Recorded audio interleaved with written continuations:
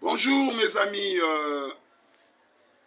je crois que nous sommes encore de nouveau présentés aujourd'hui justement pour vous présenter le message que nous avons arrangé aujourd'hui pour la bénédiction de toutes et chacun de nous. Et mon message d'aujourd'hui sera orienté vers la responsabilité. La responsabilité, mon thème est en ces termes. C'est toi le problème. C'est toi le problème. Nous allons prendre la vie de Jonas, serviteur de Dieu, Jonas, prophète de Dieu. Nous allons prendre la vie de Jonas et sa mission comme notre illustration pour présenter le message fondamental venant de l'inspiration de Dieu. Voilà, Jonas était appelé par Dieu. Jonas était appelé par Dieu. Après avoir été appelé par Dieu, Jonas a été envoyé en plus par Dieu à Ninive. Bon, voilà, c'est ça. Ça dit que là, c'est deux volets. L'appel est envoyé. Quand Dieu a appelé, il les a aussi envoyés, comme la Bible nous dit dans Romains chapitre 10, verset 17, jusqu'en bas là. La foi vient de ce qu'on attend vient de la parole de Dieu. Comment attendrez-vous la parole s'il n'y a pas des envoyés? Et comment il y aurait des envoyés s'ils ne sont pas envoyés? De la même manière, Jonas a été envoyé en Ninive par Dieu pour aller évangéliser de l'autre côté là-bas. Je crois que quand Dieu envoie quelqu'un, la mission de Dieu est liée à la bénédiction qui va accompagner la personne envoyée. La mission que Dieu vous donne est liée à la bénédiction financière, est liée à la bénédiction de votre santé, est liée à la bénédiction spirituelle.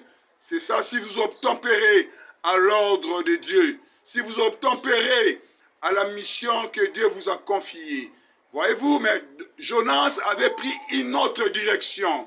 Et ici, je vais bien insister là-dessus. Jonas avait pris une autre direction. Au lieu d'aller dans la direction qui lui a été montrée par Dieu, lui, il a pris une autre direction. Au lieu d'aller à Ninive, lui, il s'est retrouvé, il voulait partir maintenant à Tarsis. Voilà, là, c'est déjà un problème. C'est-à-dire que Jonas a connu beaucoup de problèmes dans le chemin de Narcisse. C'est-à-dire que là, les choses ne semblaient pas bien marcher jusqu'à ce qu'il a reconnu et il s'est jeté dans l'eau. Et comme Dieu ne choue pas, il a récupéré, il a envoyé un poisson pour aller avaler son serviteur, pour le ramener dans l'endroit propice, dans la direction que lui-même avait décidé. Voyez-vous, si nous échouons aujourd'hui, c'est par manque de révélation. Si nous échouons aujourd'hui, c'est parce que nous ne voulons pas obtempérer à l'ordre de Dieu. Si nous échouons aujourd'hui, c'est parce que nous ne voulons pas connaître notre vocation. Si nous échouons aujourd'hui, c'est parce que nous ne voulons pas marcher dans la révélation. La Bible nous dit, mon peuple périt faute de connaissance. La connaissance, on le reçoit par la révélation de Dieu. C'est-à-dire que la Bible nous insiste là-dessus encore. Un peuple qui marche sans révélation, c'est un peuple qui va tomber. Voyez-vous comme Jonas a été tombé autrefois, mais par la grâce, la faveur de Dieu, Dieu l'a repris encore de nouveau et il a ramené Jonas dans la direction que lui avait décidé. Laisse que mon Dieu, laisse que Jésus-Christ, le créateur du ciel et de la terre, puisse vous ramener, vous qui étiez déjà autrefois désorientés. Vous étiez désorientés par rapport à vos sentiments personnels.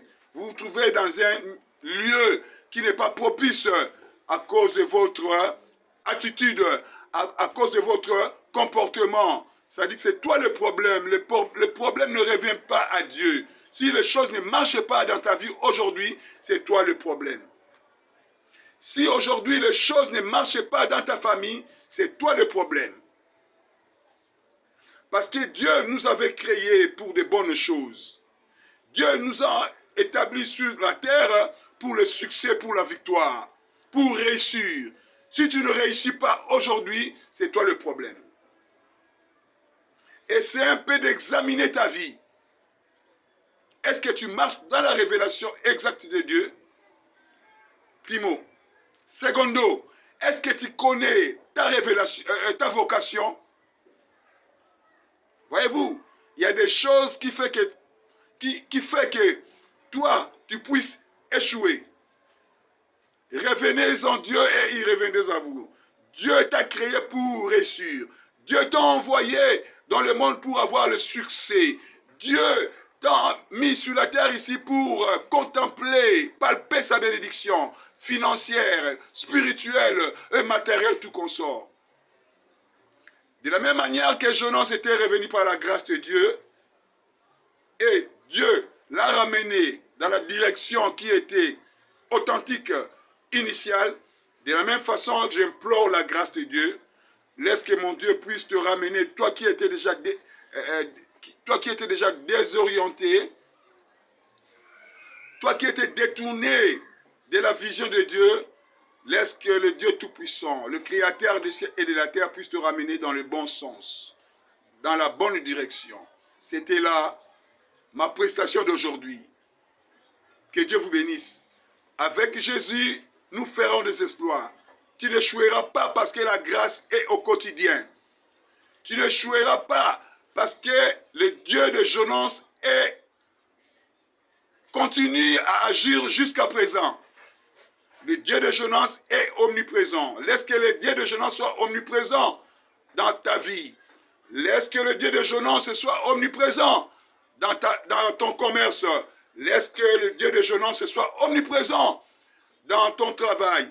Laisse que le Dieu de Jonas soit omniprésent dans ton mariage, dans tout ce que tu auras à entreprendre. Laisse que ce Dieu-là, qui n'a point changé, il est le même hier, aujourd'hui, soit votre Dieu. Reconnais seulement et tu verras la gloire de Dieu. Avec Dieu, tu feras des exploits. Je te dis la vérité, je ne te mens pas. Il n'a jamais menti. Notre Dieu n'est pas un fils de l'homme pour mentir, non un homme pour se convertir. Ce qu'il a dit restera oui et amen. Laisse-moi te dire aujourd'hui que ce que Dieu a dit dans ta vie restera oui et amen, malgré les réalités, malgré les situations que tu déplores. Mais la fin justifie le moyen.